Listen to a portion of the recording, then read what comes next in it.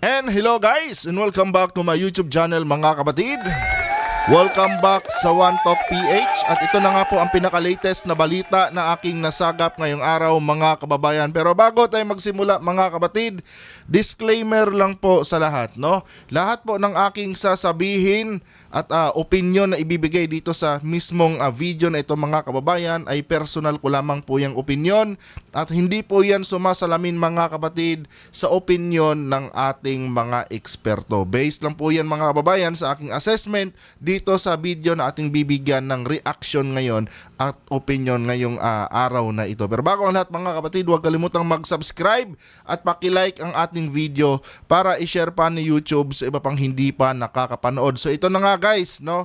Ayon dito sa ating nasagap na balita, kinakailangan na di umano ng approval ng ating mahal na Pangulo mga kapatid ang anumang resupply mission na gagawin dyan sa may West Philippine Sea. Hindi ko alam mga kapatid, no, kung ano ang plano ng Malacanang, particular dito sa mga resupply mission na ating gagawin ngayon. Kasi alam naman natin mga kababayan na medyo hindi na maganda, no, yung takbo ng resupply mission natin dyan ngayon talaga sa may West Philippine Sea. At isang bagay pa dito guys, no, na hindi ko rin nagustuhan dahil hindi kinoconsider ng ating mga opisyal, no, na isang armed attack yung ginawang pag-atake sa atin ng bansang China noong nakaraang Lunes. Na kung saan mga kapatid, klarong-klaro naman po talaga na ginagamitan na tayo ng dahas.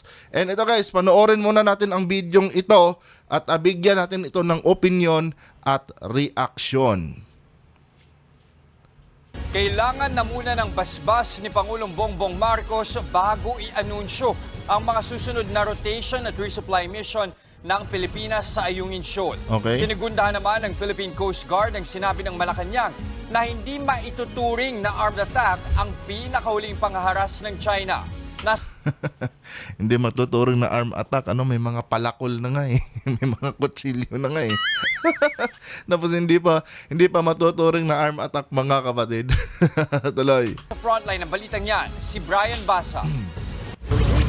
China, go back to Philippines.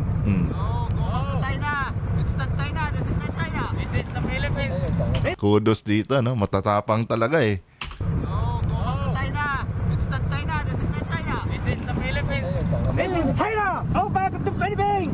Sa kabila ng konfrontasyong yan ng mga tauhan ng China Coast Guard at ng Philippine Navy sa Ayungin Shoal noong Lunes, kung saan inararo ng China ang mga barko natin, nanutok ang mga Chino ng Yun, no? palakol at kutsilyo, binutas ang isa nating rubber boat at naputulan pa ng daliri ang isang sundalong Pinoy. Ito guys, no? Siguro nasabi nila mga kapatid na hindi pa makukonsider na armed attack itong ginawa sa atin ng China noong nakaraang Lunes. Dahil siguro mga kababayan, yung naputol na daliri hindi sanhi ng mga dalang armas nitong mga taga-China. Kaya siguro yun yung naging basis nila mga kapatid kung bakit nasabi nila na hindi ito maituturing na isang armed attack. Pero kung titingnan natin mga kababayan, sa layman's term, no? Kung titingnan kasi natin mga kapatid, itong mga kutsilyo, itong mga palakol, no, makukonsider kasi yan or tinatawag na kasi yan mga kababayan na deadly weapon tuwing gagamitin mo yan sa isang encounter. 'Di ba? Kung dito nga sa loob ng ating bansa mga kapatid, no, pagka may ginamit kang kutsilyong tinutok mo diyan sa isang tao na kaaway mo, pwede ka nang makasuhan agad ng illegal possession of deadly weapon or prostrated murder, parang ganon. 'Di ba? Pag once nanutok ka dito ng kahit sino diyan na kaaway mo na may dala-dala kang kutsilyo or itak, kino-consider na yan na krimen mga kababayan. 'Di ba? Ang hindi ko magets dito mga kapatid, ito personal ko lang na opinion to mga kababayan gaya ng sabi ko sa inyo kanina, hindi po ito sumasalamin sa opinion ng mga eksperto. Ang hindi ko lang magets dito, bakit sinasabi nila na hindi pa makukonsider na armed attack yan? Itinutok sa atin yan eh. 'Di ba? Ginamit pa nga nilang pangbutas doon sa ating mga rubber boat. 'Di ba? Hindi ko makuha yung point nila, no? Kung bakit nasabi nilang hindi pa ito isang uri ng armed attack. Samantalang pag binato yan or sinaksak dito sa ating mga kababayan, no? Itong mga nagsasagawa ng resupply, pwede silang masawi dyan. Ewan ko kung ano ang kino-consider nila dito mga kababayan na arm attack. Baka siguro paggamit lang ng armas mga kapatid, yung gusto nilang i-consider na isang uri ng arm attack, no? I mean, aantayin pa ba natin na ganun ang mangyari? Tsaka tayo a-action, no? Kasi mas delikado 'yon. Pag totoong armas na talaga, pag mga tawag nito, mga rifle na talaga ang ginamit nila sa atin. Mas delikado 'yun, mga kababayan. Pero ito kung titignan talaga natin, ano, sa sarili lang nating pag-intindi, yung pagtutok pa lang nila ng kanilang mga kutsilyo, klarong-klaro na mga kababayan, ano, na isang uri na ng arm attack 'yan. Lalo na seryoso, no? Seryoso yung intention nitong mga Chinese. Kasi nga pinipigilan nila tayo no, na maging successful yung ating yung ating resupply mission. At kung sakali mang pumalag talaga tayo diyan mga kababayan, gagamitin talaga nila 'yan sa ating mga tropa diyan. Hindi pwedeng hindi. 'Di ba? Kaya nga lang dinarag nila Naunahan nila kaya hindi nakapalag. Oh. Yung pagdala nila dyan mga kapatid ng mga deadly weapon na yan, seryosong seryosong banta na yan. 'Di ba? Kung dito lang yan nangyari sa Pilipinas, no, at Pilipino to Pilipino lang, panigurado yung may dala niyan, may kaso na. At baka naghimas-rehas na ngayon mga kababayan, no?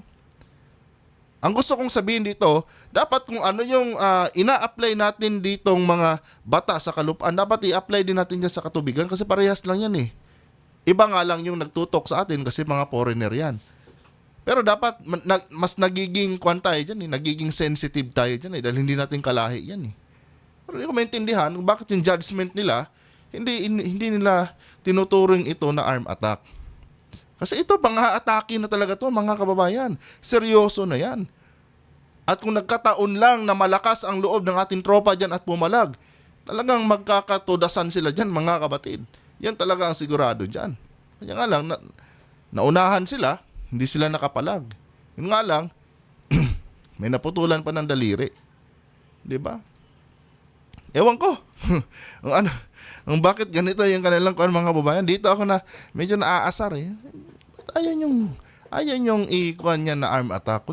Considered na yan. Deadly weapon na yung dala ng mga yan Kaya there's no way na pwede nyo sabihin hindi pa arm attack yan. Arm attack na yan. No? Siguro, nag-iingat. No? Hindi ko alam. No? Minsan kasi naiisip ko rin, baka sobrang pagtitimpi pa ang gusto nilang gawin. Kaya kahit ganito na ang ginawa sa atin, ayaw pa rin nilang i-accept na talagang isa na talaga itong uri ng pang-aatake sa atin nitong mga taga-bansang China. Anyway, tuloy natin to. Magpapatuloy pa rin daw ang mga katulad na routine at resupply mission para sa nakasadsad na BRP Sierra Madre sa Ayungin Shoal. Baka mamaya niyan mga kapatid, mga M60 na talaga dalhin ng mga Chinese na yan. Di ba? Sasabihin pa rin na hindi pa rin arm attack. Tulad yan yung palakol na yan. Kung minalas-malas itong kababayan natin mga kapatid, no? Itong si brother, pag minalas-malas yan at binato tong palakol dito, biyak ulo nito. Di ba? Ano magiging assessment nila kung ganun ang nangyari? Sasabihin pa rin ba nilang hindi arm attack yan? Ay, nako. Batay sa rekomendasyon ng National Maritime Council. Pero ayon kay Philippine Coast Guard spokesperson for the West Philippine Sea, Commodore J. Tariela, kailangan munang aprubahan ni Pangulong Bongbong Marcos ang mga susunod na misyon bago. Dito naman sa part na to mga kababayan, I think merong pinaplano si PBBM dito. No? And maganda din. No, maganda din na ganito yung naging polisiya ngayon na ipapaalam sa mahal na Pangulo. At least alam na ni PBBM na sa ganitong araw may gagawing resupply at matuunan niya ng attention mga kababayan. No? Unlike kasi nitong mga nakaraang nagdaang mga resupply mission natin na syempre sila na lang nagde-decide na magsasagawa ng resupply, no. So ang mahal na pangulo, marami din ginagawa kaya hindi din niya nabibigyan agad ito ng atensyon. Pero dito ngayon, no, mabibigyan na ito ng atensyon ng ating mahal na pangulo, mga kapatid, dahil dadaan muna sa mesa niya yung yung approval niyan bago isagawa yung resupply mission. And baka hindi natin alam, merong mas malalim na plano ang ating mahal na pangulo dito, mga kababayan, no, kung kaya't ganito na ang nagiging pulisiya natin. I-observe lang natin, mga kapatid, no, malaya din naman tayo magpaabot ng ating mga saloobin kung sakaling may magiging pagkukulang dito si mahal na Pangulong Ferdinand Marcos, no. Inutuloy natin to. Ito i-anunsyo sa publiko. The policy recommendation that was mentioned by the Executive Secretary, being the chair of the National Maritime Council, is that we will be announcing the routine resupply operation is subject to the approval of our President. Sinabi kahapon ng Malacanang na baka misunderstanding o aksidente lang ang pinakahuling girian ng Pilipinas at China sa Ayungin Shoal. Misunderstanding. Di ba? Ganun lang. Baka misunderstanding na, may baka pa, mga kapatid. No, baka misunderstanding lang yan. Yung naging girian nyo dyan. Di ba? Hindi sila pwede magbigay ng ganyang kung sa akin lang, hindi dapat ganun kababaw yung ibigay nilang judgment diyan. Parang lumalabas kasi, mga kapatid, na insensitive sila, no, kung ganyan. Kasi kung ako ang iintindi dito sa kanyang sinasabi, no, parang insensitive nga kayo kung hindi nyo pa nakikita na isang uri na yan ng arm attack. Hindi lang basta misunderstanding yan. Kasi lagi tayong nagsasagawa ng resupply mission. Alam din natin na lagi din tayong hinaharas itong bansang China. But yung nangyari nung nakaraang Lunes, mga kapatid, unusual yun. Hindi yun yung usual na ginagawa ng China sa atin. Kasi dati, winawater cannon lang tayo. Pero ngayon, hindi na ganon. No? Seryoso na talaga. Lumalapit na sila sa atin na may mga dala-dalang deadly weapon. From the word deadly weapon na lang, mga kababayan, no, nadala-dala nitong mga Chinese. Mako-consider nyo pa rin ba na hindi isang uri ng arm attack? Lumapit na sa atin eh. Umabot na nga sa punto na yung rubber boat natin talagang binubutas nila gamit yung mga dala-dala nilang deadly weapon. Tapos sasabihin nyo, misunderstanding lang at hindi arm attack. Diba? Ito, ulitin ko, ang sinasabi ko dito, base lang po ito sa aking saloobin at hindi po ito bumabase sa pananaw ng mga eksperto, mga kababayan. Ito yung assessment ko dito eh. At maging kayo din siguro, mga kababayan, no? Kahit hindi ko siguro kinontent ito at narinig itong balitang ito, parehas din tayo siguro ng opinion. 'Di ba?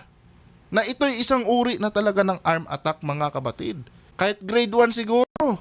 No, grade 1, maiintindihan na isang uri na pag-atake yan dahil may dala-dala siyang kutsilyo. Napaka-insensitive naman yata natin kung gano'n yung assessment natin na isang uri ng misunderstanding. Eh hindi lang naman ito ang unang beses na naggawa tayo ng resupply mission, so how come na magiging misunderstanding ito? Kaya nga nataranta yung ating mga Coast Guard eh. No? Kaya nga sila na alarma eh.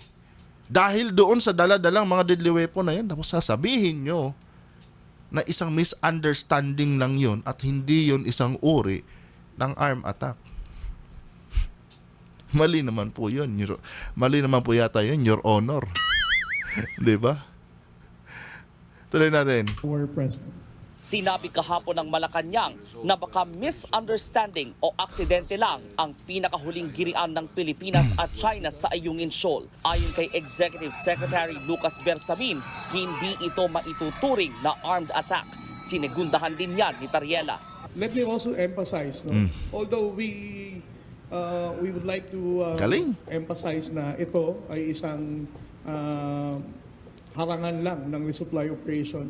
But there is no reason na i-interpret natin ito na this is an armed attack. Ito ganun naman pala ang assessment nyo. No? Yan ang tawag yun dun sa mga dala nating armas. Diba? Kaya nga tayo nagdala doon. No? Thinking na baka gamitan din nila tayo ng dahas. No? Kaya natin dinadala yon para just in case of emergency na mayroong pang aatake, igagamitin natin yon. Di ba? Huwag mong sabihin sa akin, pinadala nyo ang mga armas ng mga tropa natin yan sa walang dahilan, walang sapat na dahilan. Di ba? Pinakarga nyo sa kanila yan dahil baka kailangan yan kung sakali mang may gagawin ang mga taga-China sa atin. Same goes din yan sa taga-China. Nagdala sila ng kanilang mga deadly weapon. No? Baka sakali lang na magkaroon ng komusyon at magkaroon ng kwan dyan. No? Armadong sagupaan. Di ba? Yun ang purpose nun eh. Nag-gets nyo ba mga kapatid? Yan ang purpose nun. Kaya nga natin pina-equip sa kanila yung mga armas nila para may magamit sila just in case lang na may pang-aatake na gagawin. Expected na natin yan eh. Maging kayo, ine-expect nyo na yan na merong worst na gagawin itong mga taga-China sa ating mga tropa dyan pag nagsagawa tayo ng resupply mission kasi yun naman talaga ang usual na nangyayari talaga. Mas extreme nga lang ngayon. Tuloy. Dahil ang intention lamang naman ng China dito is to prevent the resupply from being successful.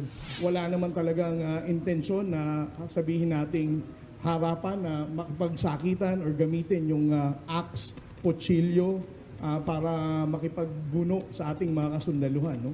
Para rin sa isang Ang tanong dyan, sir, no? Kung sakali bang may nabiyak ang ulo dyan, magiging ganyan pa rin kaya ang statement natin? Swerte lang kasi walang ganun. Pero what if merong ganung nangyari? Magiging ganun pa rin kaya ang assessment nyo dyan? I don't think so. maritime expert, hindi ito maituturing na act of war. Not every unlawful act of a state is necessarily what we call a casus belli, no, or an act of war. These are not yet enough to be considered as an armed attack that warrants the engagement in self-defense or the right of self-defense. Para naman sa isang mambabatas, tila lumamya ang ating gobyerno sa Tama yun. pagtugon sa mga panghaharas ng China. Tingin ko parang very soft ang approach natin dito. No? Kailangan talaga natin nung mas matapang na stand. Yun ang sinasabi ko. Tama itong sinasabi ni Franz Castro dito mga kapatid. No? Kailangan natin tapangan. And the only way mga kababayan na maipakita natin yan, dalhin natin dyan sa sinasabi nilang borderline yung ating mga barkong pandigma. Wala kasi silang nakikita eh. No? Yun kasi ang totoo mga kapatid. Wala kasi nakikita ang mga China at taga-China. No? Noong nagbigay ng deadline ang China, siguro ang China nag-expect din, no, na baka hindi magiging madali ito dahil si Marcos nagbigay ng kanyang statement sa Singapore na ganito, ganyan. No? Maninindigan sila. No? Kaya nga nagpadala ng mga barko ang China eh. No? Kasi prepare na nila yung kanilang hukbong sandatahan. Nag-i-expect na rin sila talaga. Pero noong dumating yung deadline, walang ganon. Walang naka-displaying mga malalaking warship natin doon. Kaya inisip tuloy ng China, wala. Kwento lang pala yun. Di ba? Kaya naglakas loob na ang China na kumprontahin tayo ng harap-harapan noong nagkaroon tayo ng resupply mission. At ang mas worse pa doon, after 2 days, no, parang walang nangyari. No? Pinasok na ng China dito sa loob ng ating bakuran yung kanilang mga warship. Yung mga ganyang bagay mga kapatid, no? Dapat nagiging kwan tayo dyan eh. Nagiging sensitibo din tayo dyan eh. No? Dapat sa bawat gawin ng China dito sa loob ng ating bakuran, no, wag nating ikwan yan, ipagwalang bahala. Yun palang pagpapakita ng China ng kanilang warship dito sa loob ng ating ng ating teritoryo, may ibang ibig sabihin na yon. Pinapakiramdaman na tayo ng China noon. Ini-escalate na ng China. No? Yung ano yun, yung moment na yun, may ini-escalate na ang China doon. No? Sige nga, tingnan natin kung papalag sila. Kung maiinsulto ba sila. Di ba? Ganon yun eh. Ang tanging hiling lang natin sa ating mahal na Pangulo dito. No? Tapangan natin, Mr. President. Tayo mismo bilang isang bansang Pilipinas, no, pakitaan natin ng tapang. No, na kahit wala ang suporta ng Amerika, no, ipakita natin na kaya natin. Kasi may kaya talaga tayo eh. May kaya talaga tayo. Papalag talaga tayo mga kapatid. No? Yan nga lang, kailangan ng matapang din na orders niyan galing sa nakakataas. Huwag tayong basta lagi na lang tayo nag-a-adjust eh. 'Di ba? Gaya nga ng sabi ko, kung papayagan lang ng gobyerno natin, no, na yung mga civilian, no, na gumalaw ng gusto nilang gawin diyan, no, laban dito sa mga taga-China. Nako, baka mas mauuna pang makipaglaban yung mga civilian kumpara sa ating sandatahang lakas, mga kapatid, kasi marami na rin talagang mga Pilipino, no, ang sagad na talaga yung pagtitimpi, na gusto na talagang gumalaw. Kanya nga lang, hindi pwedeng gawin yun eh. Kasi meron tayong tinitingala, no, na Commander-in-Chief.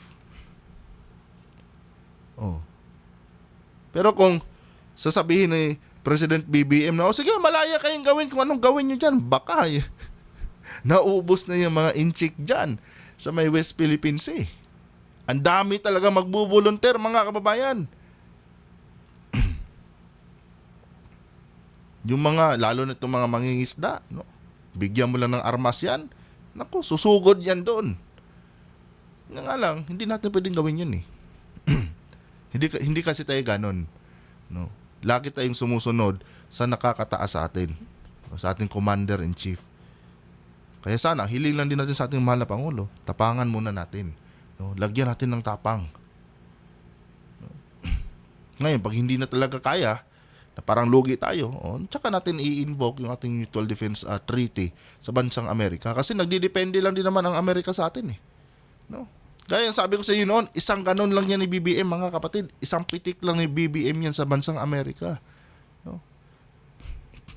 Pwede ma-invoke yan. Kung gusto niya, dito pa nga lang, pwede na eh. No? Pero, siyempre, kailangan din natin ipakita na hindi lang tayo nakasandal sa Amerika. Kailangan din talaga natin panindigan yung brand natin na bilang isang Pilipino na matatapang tayo. Kahit tapangan natin. Ganun yun.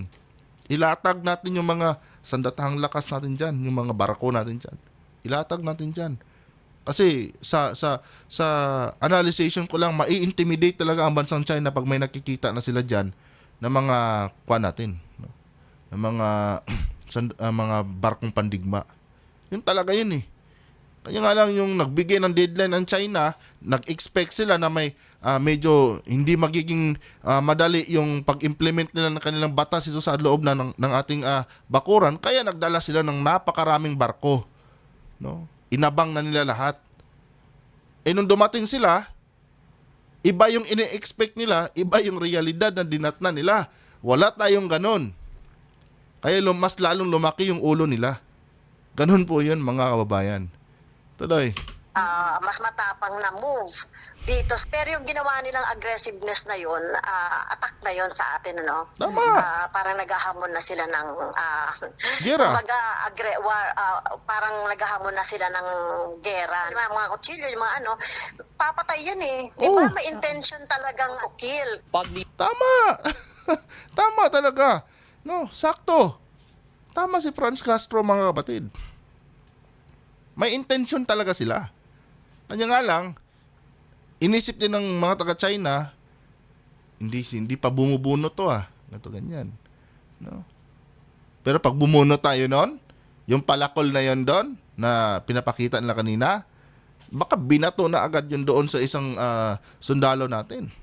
Kaya nga lang, nakikita din ng China na hindi sila bumubuno. Kaya medyo sila, no? Naging kalmado sila konti. Tinutok-tutok lang nila. Pero ang rason talaga kung bakit sila nagdala ng ganyan, no? is para talaga makipagpatayan. No? Hindi lang talaga tayo bumunot. Kaya walang ganong nangyari, mga kapatid. Yan, tama si Franz Castro dito, mga kababayan. Ilinaw naman ni Tariela, hindi ibig sabihin ito na palalampasin lang ng ating pamahalaan ang ginawa ng China. The national government still condemns those barbaric, inhumane, and illegal actions of the Chinese Coast Guard. Pero hindi pa rin daw ito sapat na dahilan para humingi tayo ng tulong sa ibang bansa o pairalin ang Mutual Defense Treaty natin sa Amerika. Hindi naman sa kailangan pairalin na ang Mutual Defense Treaty, mga kapatid. Ang hinihingi lang din naman natin na magpakita din tayo ng tapang. No? Magpakita din tayo. Tayo mismo, tayo lang. No? Alone. No? Bilang isang bansa, ipakita natin na kaya nating palagan yan. Dahil kaya talaga natin, mga kababayan. No? Nag-aantay lang ng orders ang ating mga tropa dyan. No? Nag-aantay lang ng orders, mga kapatid. Pag sinabing palag kayo, nako, baka nagkaubusan sila dyan, mga kababayan. No?